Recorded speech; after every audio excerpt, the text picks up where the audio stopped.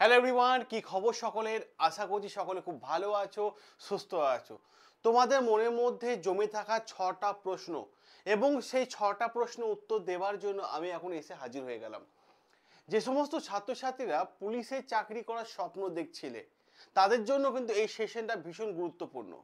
পুলিশের চাকরির জন্য যারা দিন রাত চিন্তা করছিলে যে স্যার আমাদের এই 6টা প্রশ্নের উত্তর চাই, যারা তোমাদের মানে অনেক কমেন্ট করেছিলে, ইভেন কিছুদিন আগে আমি একটা ভিডিও করেছিলাম, সেখানে কিন্তু কমেন্ট বক্সে অজস্র কমেন্ট এসেছিল। তার মধ্যে আমি তুলে তুলে এনেছি মোট 6টা প্রশ্ন। আর এই 6টা প্রশ্ন কি? 6টা প্রশ্ন হচ্ছে ডাব্লিউবিপি এক্সাম কবে হবে, কলকাতা পুলিশে কেপি এক্সাম কবে হবে, ভ্যাকেন্সি কত হতে পারে, কি কি পড়তে হবে, কোয়ালিফিকেশন কি লাগবে এবং গুরুত্বপূর্ণ জায়গা কাট অফ। তার মধ্যে 3টে প্রশ্ন মানে 80% স্টুডেন্টই করেছো, সেটা হচ্ছে স্যার কাট অফ কত যায়, ডাব্লিউএপি এক্সাম কবে হবে আর কেপি এক্সাম কবে হবে। তো এই 3টে প্রশ্ন কিন্তু 90% 80 থেকে 90% স্টুডেন্ট কিন্তু কমেন্টে করেছিলেন। যারা কলকাতা পুলিশ বা ডাব্লিউবিপি পুলিশে স্বপ্ন দেখছো তাদের জন্য এই সেশনটা কিন্তু মারাত্মক লেভেলে একটা গুরুত্বপূর্ণ বিষয় হতে চলেছে। দেখো, সবার প্রথম আমি তোমাদের একটা কথা বলি, সামনেই বিধানসভার ভোট, অতএব ভ্যাকেন্সি কিন্তু অনেক আসবে। পড়াশোনা তোমাদের চালিয়ে যেতে হবে। সবার প্রথম যে জিনিসটা নজর কাড়বে সেটা হচ্ছে যে মাধ্যমিক পাশে আমরা পুলিশে কোন কোন পরীক্ষাগুলোয় বসতে পারবো। মাধ্যমিক পাশে যদি আমি তোমাদের দেখি, আমি এই জায়গাটা আমি আগে বলে দিই, মাধ্যমিক পাশে দেখতে পাই, তাহলে দেখতে পাবো আমরা ডাব্লিউবিপি কনস্টেবল, ঠিক আছে, ডাব্লিউবি কনস্টেবল এই পরীক্ষায় তোমরা মাধ্যমিক পাশে বসতে পারছো। আফগারি কনস্টেবল, ঠিক আছে, এক্সারসাইজ কনস্টেবল এই পরীক্ষায় তোমরা বসতে পারছো। আর 3 নাম্বার যে বিষয়টা সেটা হচ্ছে আমাদের কেপি কনস্টেবল, ঠিক আছে। এই 3টে পরীক্ষা কিন্তু পুলিশের চাকরির জন্য যারা ভাবছো, এই 3টে কিন্তু মাধ্যমিক পাশে বসা যায়। তার মধ্যে যদি আমি আফগারি এক্সারসাইজ কনস্টেবল কথা বলি, দেখো এক্সারসাইজ কিন্তু মানে আফগারি প্রত্যেক বছর রিক্রুট হয় না, 2-3 বছর কি 4 বছর গ্যাপ দিয়ে রিক্রুট হয়, ঠিক আছে। 2-3 বছর বা 4 বছর গ্যাপ দিয়ে, আগে যেমন দেখতে পাই আমরা 19-এ হয়েছিল, 2019-এ আমরা দেখতে পেয়েছি, ঠিক আছে। এরকম কিন্তু গ্যাপ দিয়ে কিন্তু যে বিষয়টা দেখা যায়, উল্লেখ করা যায়। এবার তোমাদের মাথার মধ্যে প্রশ্ন হতে পারে, স্যার গ্র্যাজুয়েশন পাশে কি আমরা হতে পারবো না? হ্যাঁ, গ্র্যাজুয়েশন পাশেও তোমরা হতে পারবে, না হবে কি আছে, গ্র্যাজুয়েশন পাশেও হতে পারবে। স্যার কি মানে গ্র্যাজুয়েশন পাশে আমরা কি হতে পারবো? সেটা হচ্ছে কলকাতা পুলিশের সাব ইন্সপেক্টর, বেঙ্গল পুলিশের সাব ইন্সপেক্টর, এগুলো কিন্তু গ্র্যাজুয়েশন পাশে কিন্তু হওয়া যায়। এবার যে বিষয়টা আমি তাহলে এইটুকু জায়গা তোমাদের বলে দিলাম, তাহলে তোমরা এই জায়গাটা বুঝতে পারলে, কোয়ালিফিকেশনের দিক থেকে এটা ক্লিয়ার হয়ে গেল। এবার বলছি যে ডাব্লিউবিপি এক্সাম কবে হবে বা কেপি এক্সাম কবে হবে। কয়েকদিন আগে কর্মসংস্থান পেপারে একটা লিস্ট বেরিয়েছিল, সেইটাকে নিয়ে বিষয়টা কিন্তু সোশ্যাল মিডিয়ায় চারিদিকে ছড়াছড়ি হয়ে গেছে। আমি একটা কথা সবার প্রথম ক্লিয়ার করে দিই, সেই বিষয়টা কি? সেই বিষয়টা হচ্ছে, আমি একটু আগে বিশাল রিসার্চ করছিলাম এই বিষয়টাকে নিয়ে, যেহেতু পেপার কাটিংটা আমার কাছেও আসলো, তার উপর আমি বিশাল রিসার্চ করছিলাম। সেই বিষয়টা কি? সেই বিষয়টা হচ্ছে ভাই ওবিসি মামলা মোস্ট ইম্পর্টেন্ট।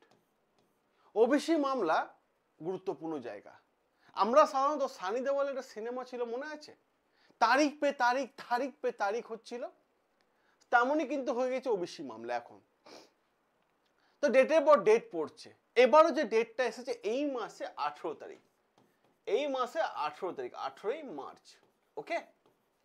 তো ওবিসি মামলা সমাধান না হওয়া পর্যন্ত পুলিশের, আমি আবার বলছি, ওবিসি মামলা সমাধান না হওয়া পর্যন্ত কোনো রিক্রুটমেন্ট হবে না।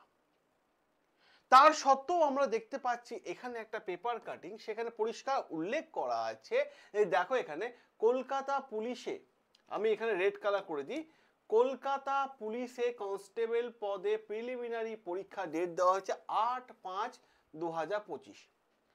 এটা কিন্তু পেপারে এসেছে। যখন পেপারে এই বিষয়টা এসেছে তখনই কিন্তু আমার মাথার মধ্যে বেশ কিছু জিনিস মানে লক্ষ্য করলাম। সেটা কি?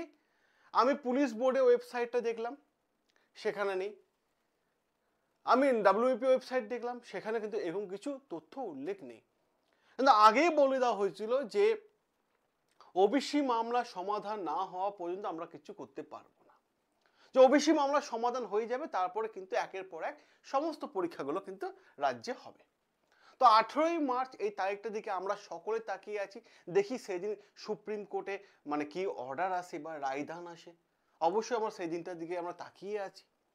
এবার প্রশ্ন হচ্ছে যে স্যার কাট অফ কেমন যায়, কারণ কাট অফ হচ্ছে গুরুত্বপূর্ণ জায়গা। কাট অফটা যদি আমি জানতে পারি, তাহলে আমি সেই টার্গেটটা ফিক্সড করে পড়াশোনাটা করতে পারবো, তাই না? তো কাট অফ জানার জন্য আমি তোমাদের একটা আগের কাট অফগুলো আমি বলে দিই, কেমন কাট অফ যায় আগে সেটা আগে জেনে রাখো।